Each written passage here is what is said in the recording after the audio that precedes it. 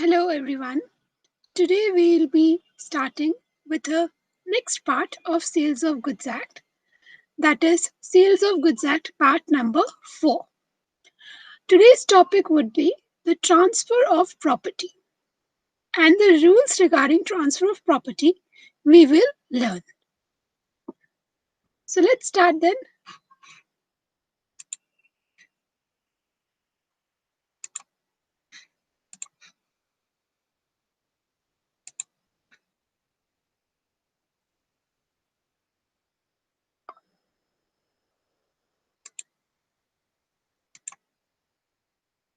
So first we'll learn about the meaning of transfer of property.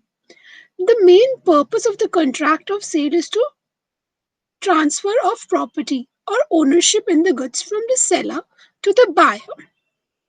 Why it is so important that we should understand the timing of the transfer of property? Because this will lead to the various rights and liabilities of the seller and buyer. So that's why we need to understand that when the ownership is getting transferred from the seller to the buyer. Now there are basically two terms. First term is with respect to the property in goods, and the next term is the possession of goods. They are two different terms. Now we'll understand the meaning of it and we'll try to differentiate between the two. The term property in goods must is different from the possession of goods. Means that property in goods means the ownership of the goods, whereas the possession in the goods means the physical custody of or control over the goods. So a person may have the possession but may not be the owner of the goods. And in Sales of Goods Act, we understand from Section 4 by 1 itself that the main focus of the Act is to transfer the ownership of the goods from the seller to the buyer.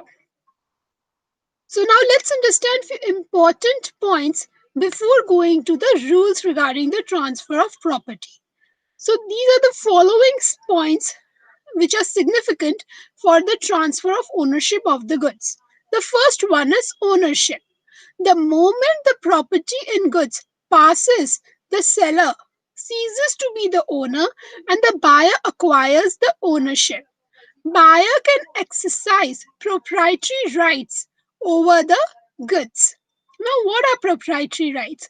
Proprietary rights are the proprietary rights are the buyer proprietary rights which the buyer enjoys are buyer can sue the seller if the seller is not making the delivery as per the schedule which was being discussed earlier, or when the seller has resold the same goods to someone else other than the buyer. So buyer has a right to sue the seller. Next one is risk follows ownership, section 26.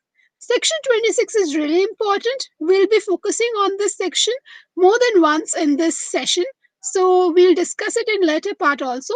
But let's first understand the meaning which is being, or the main, I would say the point which is discussed in section 26. Section 26 says that unless otherwise agreed, the goods remain at the seller's risk until the property therein is transferred to the buyer. But when the property is transferred to the buyer, the risk also passes to the buyer. Whether the delivery of the goods, the physical goods, have been done or not. The risk of destruction or loss of goods sold falls on the buyer, even if he doesn't have the possession of the same. So we can conclude that the risk of loss is decided on the basis of the ownership of the goods and not on the basis of the person who is having the possession of the goods. Now, the next point, action against third party. When the goods are in any way damaged or destroyed by the action of a third party, then it is only the owner's right or owner can take action against them. It means the right to proceed against a third party for the damage or destruction to the goods depends not on the possession of the goods, but on the ownership of the goods. Suit for price. The seller can sue the buyer for price only if the goods have become the property of the buyer. It means that this now the seller has ceased to be the owner, and now the owner is the buyer. Then only the buyer has to give the price to the seller. And if the seller is not receiving the price from the buyer, then obviously seller can sue him for price. Insolvency of the seller or the buyer. In the event of insolvency of either the seller or the buyer, the answer to the question whether the official receiver or assignee can take over the goods or not shall depend upon whether the property in goods was with the party who has become insolvent. It means that whenever the insolvency happens, the official receiver or assignee or a person designated as an insolvency professional, anyone who has been deputed to take over the business and handle the affairs of the business and to help the company to revive or to liquidate the company, as the case may be, with the orders of the tribunal, that is our national company law tribunal. Then in case of insolvency of either of the party, that is the seller or the buyer, the goods which are taken over by which this insolvency professional or official receiver will take over and sell it in the market to get some money and to settle the debts of the creditor, he can only take those goods to which the person is the insolvent is the owner. Now we'll move on to the next section, that is the rules regarding the transfer of property.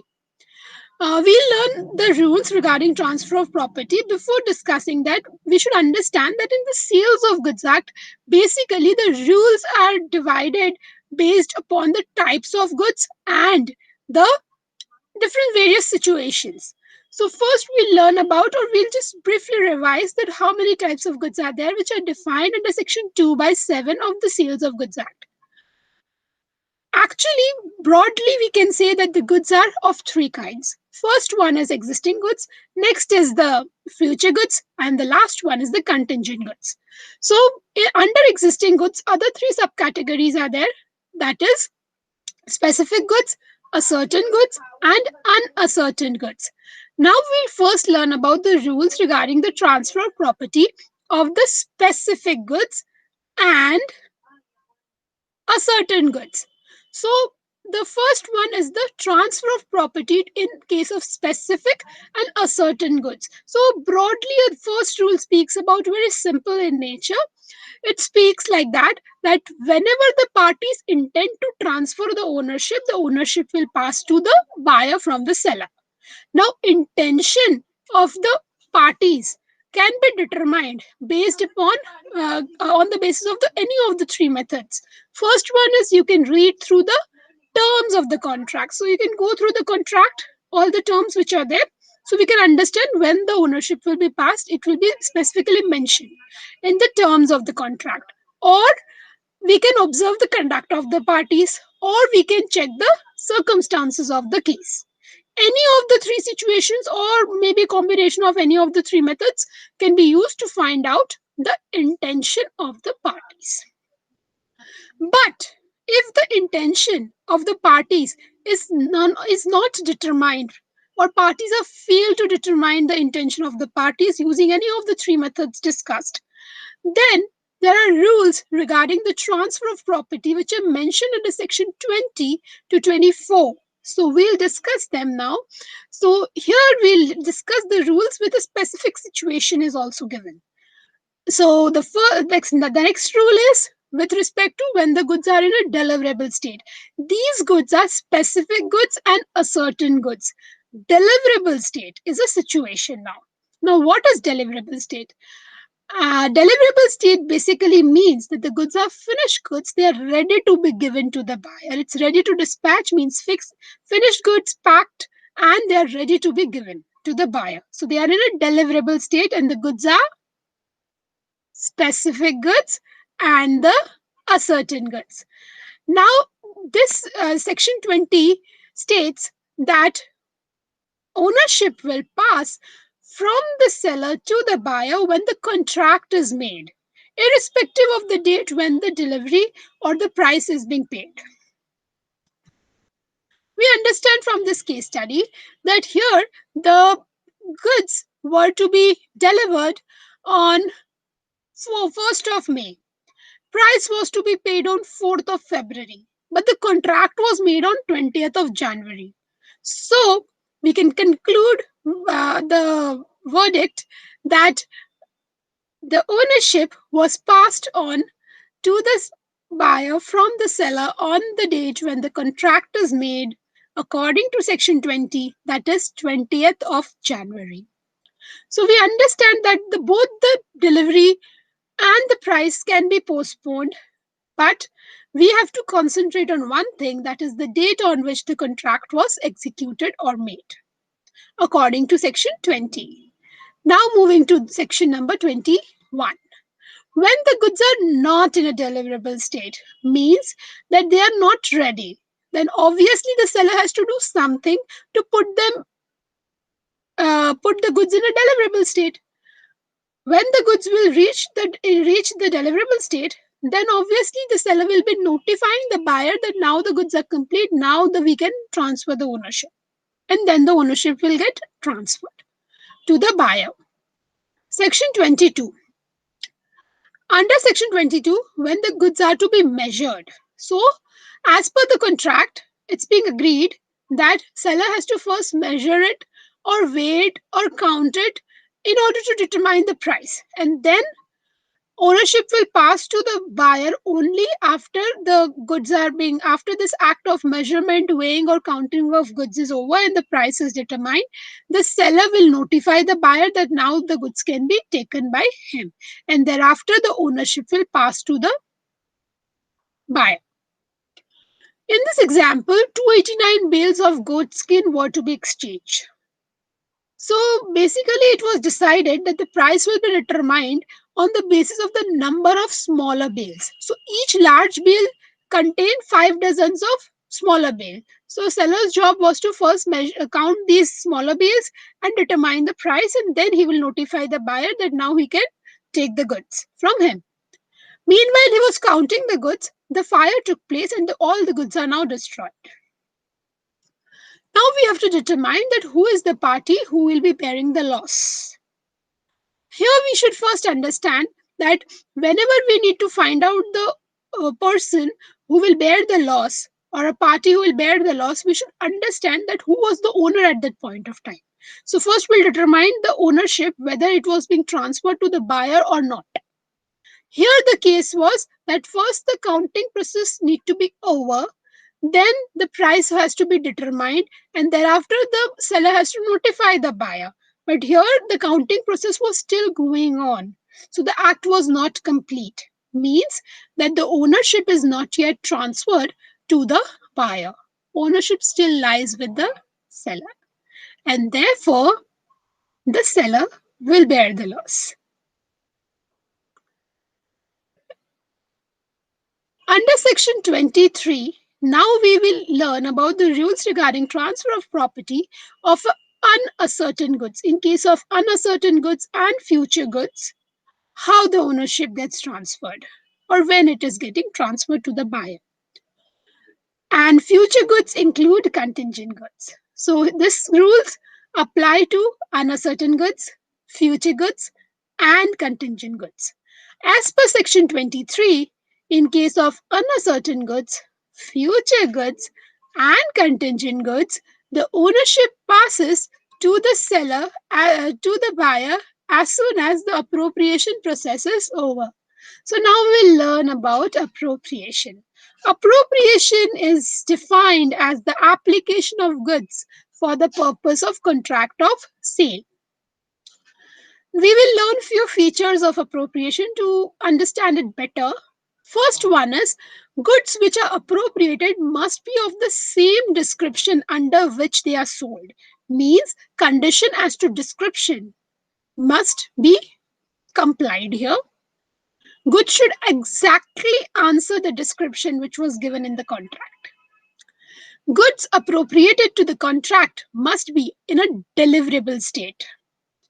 Goods must be unconditionally appropriated to the contract. Means, as per 23/2, goods can be unconditionally appropriated.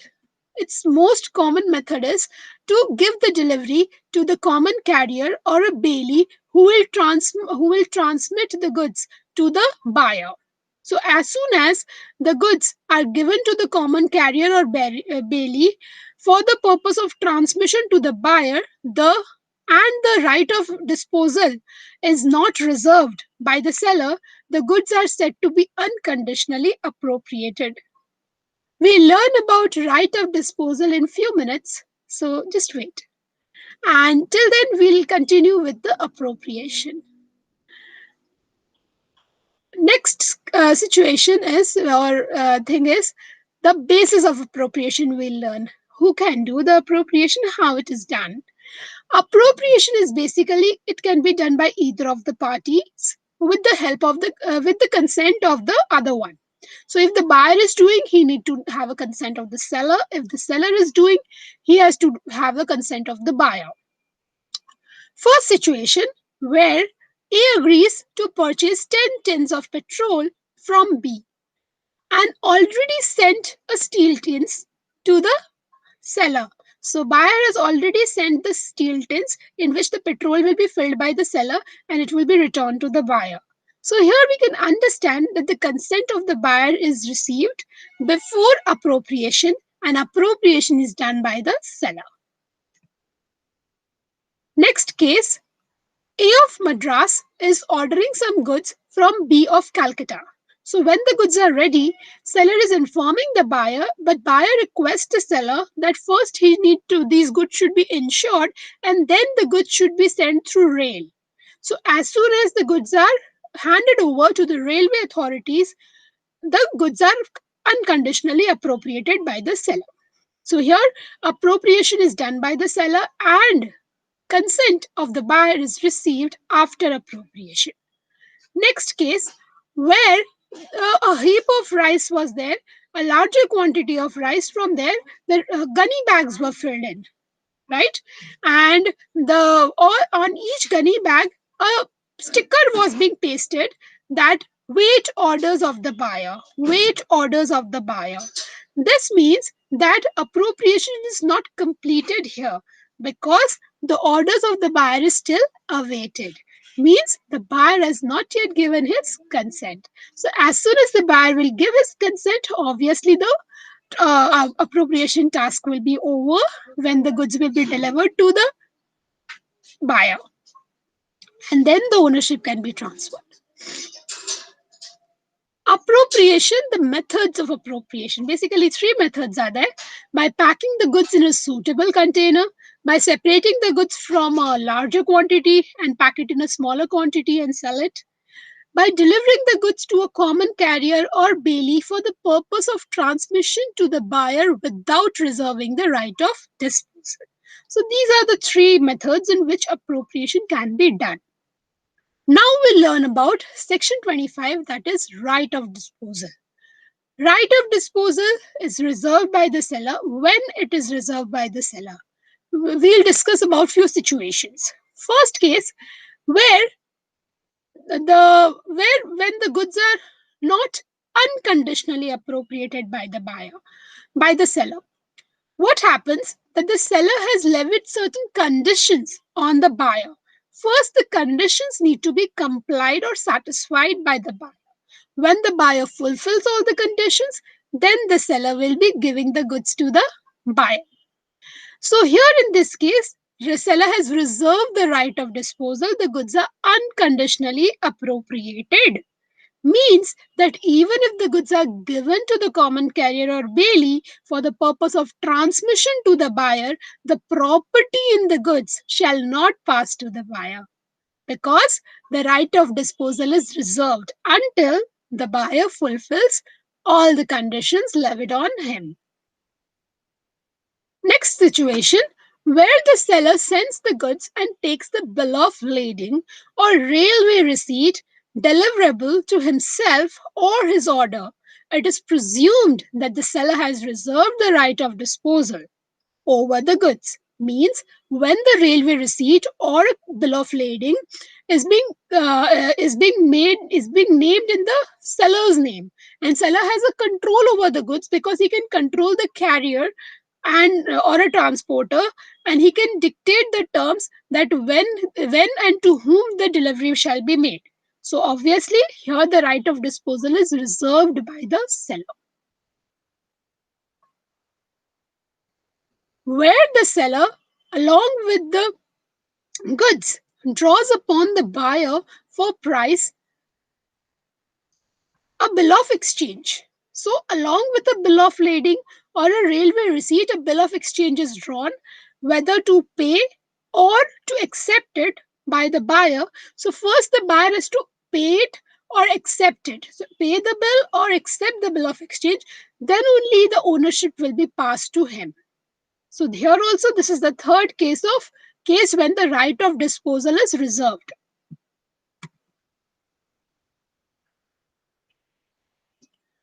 Consequences of the transfer of property. So we are again back to section 26. So basic meaning is really discussed before. So we'll just do a little recap. Means that as per section 26, the risk is of the person or who is the owner of the property, right? So as soon as the risk is property is transferred from the seller to the buyer, the risk is also simultaneously transferred to the buyer from the seller, even if the buyer has not received the possession of the goods. Possession of the goods may be with the seller or maybe with the carrier or a transporter or other bailee. Now there are two situations under which we can observe the divorce between risk and ownership. Means a risk is borne by some other party other than the owner. The first one is when the contract was breached by the seller, and seller is not making the delivery or seller is breaching any condition while making the delivery of the goods when already the ownership is passed to the buyer. As a result of the breach of any condition by the seller, the buyer faces any losses, then buyer can sue the seller for such losses. So here the risk or the loss is borne by whom? By the seller, who is not the owner. Owner is the buyer. So here there is a divorce between risk and ownership. Other cases when the right of disposal is not being released means it is reserved by the seller. So when the right of disposal is reserved by the seller until the buyer fulfills all the conditions, then only the ownership will pass to him. So here also this risk will be of the seller because he has not released the right of disposal. Section 24. Transfer of property in transaction of sale or return, where the goods are sent to the buyer on approval or on the sale or return basis, then the property shall pass to the buyer when the buyer expresses his approval or acceptance to the seller or does any other act adopting the transaction. This means that whenever the sale is done on an approval basis, means suppose the sale is done and seller has given the goods to the buyer, so buyer can use the goods for next 10 days and observe it, use it, and if he is satisfied, then he can buy it from the seller after the end of the fixed period, that is 10 days. Otherwise, the seller will be getting back the goods from the buyer, so buyer will returning the goods to the seller at the end of the fixed period. So here the ownership will pass to the buyer as soon as the fixed period is over, that is the 10 days over, and the buyer has given his approval that he will buy the goods. Otherwise, even if the buyer doesn't give his approval, but he adopts the transaction, means he is keeping the goods with himself, then obviously his intention is to use it further. So means that the seller will transfer the ownership to the buyer after the expiry of the fixed term, even if the buyer is not giving his express consent to buy it. Other case is that whenever the fixed period is not at all fixed at the beginning of the transaction, then the ownership will pass to the buyer after the expiry of a reasonable time. Reasonable time can be determined based upon the types of goods or product, or based on the industry practice. So this comes to an end of all the rules regarding transfer of property. Hope you have understood all the rules of transfer of property. Now we'll do the next part, that is the sale by non-owners. So we learn about the section number 27. Section 27, in which if the sale is done by the non-owners, then this maxim will come into picture. Nemo dat non can habet. This means that no one can give what he has not got. No one can transfer a better title than he himself has. If the title of the seller is defective, then the buyer will also get a defective title. If a buyer is buying the goods from a thief, paying the money for it, and he is a bona fide buyer, then also he will not acquire a valid title. True owner has the right to regain the possession and recover the goods from the buyer and without paying him anything. So we can understand the meaning or the moot issue in section 27 is a buyer cannot get a good title to the goods unless he purchases the goods from the owner or from a person who has the authority to sell with the consent of the owner. Next section, we'll understand about the exception to the rule of sale by non-owners. Here are total 9 cases under which even if the goods are sold by non-owners, then also the buyer will get a valid title. The first case is of the mercantile agent. If mercantile agent is fulfilling all these conditions, then the sale by mercantile agent will be considered as a valid sale. A person means a mercantile agent is in the possession of the goods or of the document of title to the goods in his capacity as a mercantile agent and with the consent of the owner. The mercantile agent is selling the goods while acting in the ordinary course of business. The buyer must have acted in good faith without having the knowledge at the time of the contract that the mercantile agent has the authority to sell the goods. So buyer is acting in a good faith. He doesn't know about whether this person, the agent, has the authority to sell, or he has taken the consent from the owner to sell the goods. So if these conditions meet, the sale will have take place, and that sale will be considered as a valid sale because the ownership will be passed to the buyer. Transfer of title by estoppel. Estoppel means that any person who is not actually the owner but in front of the buyer, he does his certain acts that buyer believes that he is the owner of the goods. So let us take one illustration. Suppose two friends went to sell the bike, A and B. A was the owner of the goods and B was his friend. So in front of C, who is the buyer, the terms are negotiated between B and C, and A was silently listening the terms of the contract. So whatever the terms discussed between B and C shall has to be fulfilled by A when he will be transferring the ownership to the buyer. So sale by estoppel is hopefully clear. Now we are moving into the next one, that is the sale by joint owner. When several joint owners are holding any movable property, and or any one of the joint owner with the consent of others has the sole possession of the goods. So when the buyer is taking the goods from the person who has the sole possession of the goods, in case of joint owners, then he will get a valid ownership if these conditions are fulfilled. One of the several owners must be in the sole possession of the goods. The owner must have possession of goods by the permission of other co-owners. Buyer acted in a good faith, and buyer shall not have the knowledge or notice regarding the matter that the seller has no authority to sell.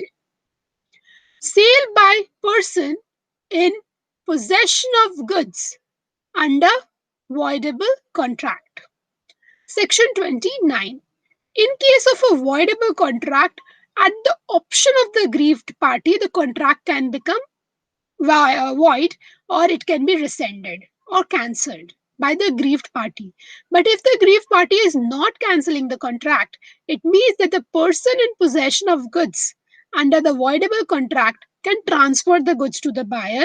And if the buyer has acted in a good faith and buyer is having no knowledge regarding whether the seller has a defective title, then buyer will get the valid ownership. Sale by seller in possession after sale. Sale by buyer in possession after sale. Section 30 subsection 1, section 30 subsection 2.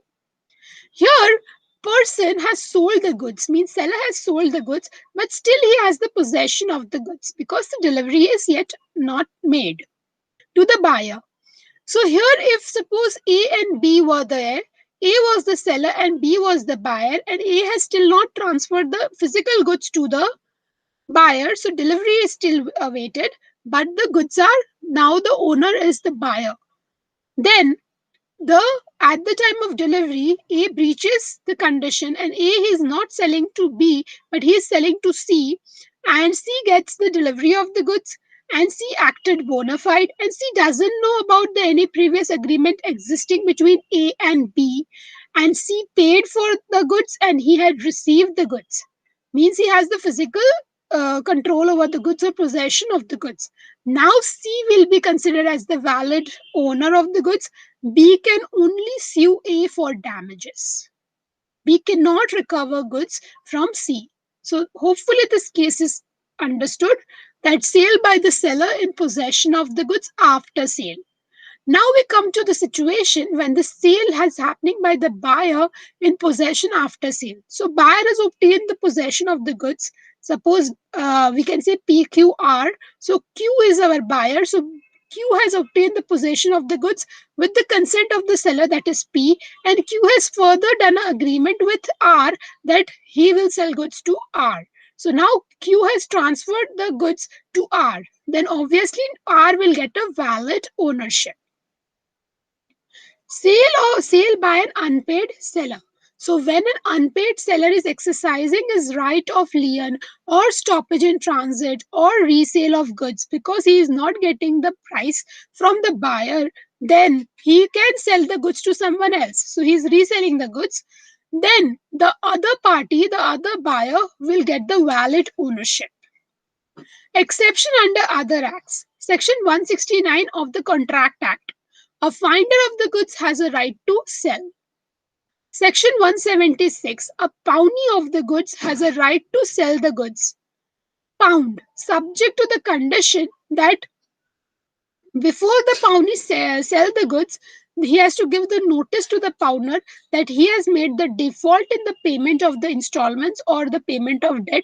So that's why pawnee is exercising his right. He will confiscate the goods which are pledged with him, and then the pawnee can auction the goods or sell them in the market to recover the debt which he has paid, which he has given to the pawner. Fine. So he will give the notice.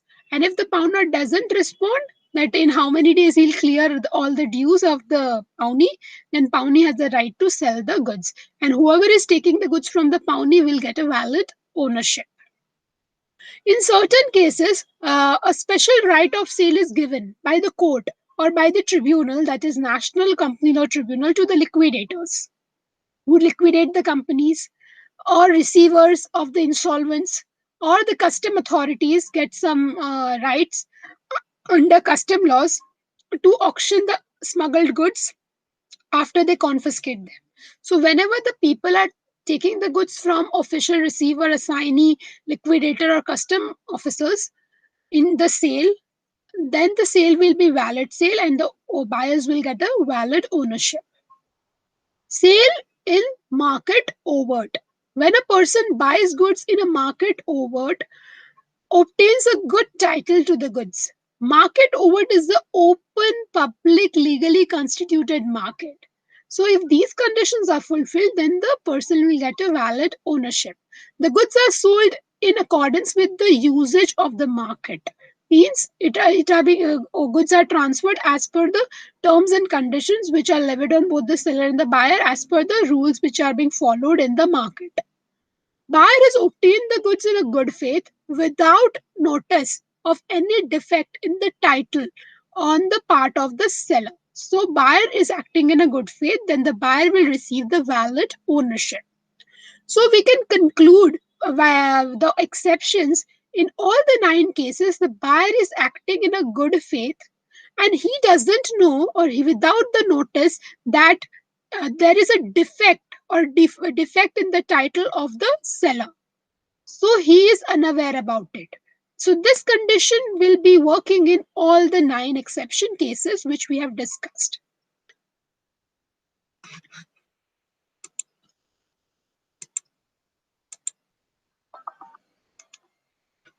So hopefully the entire session on the rules regarding transfer of property and the sale by the non-owner and the exceptions with the rule of sale by non-owner is clear to all. So I will be expecting that you will be revising it again at your place. Thank you for patient listening.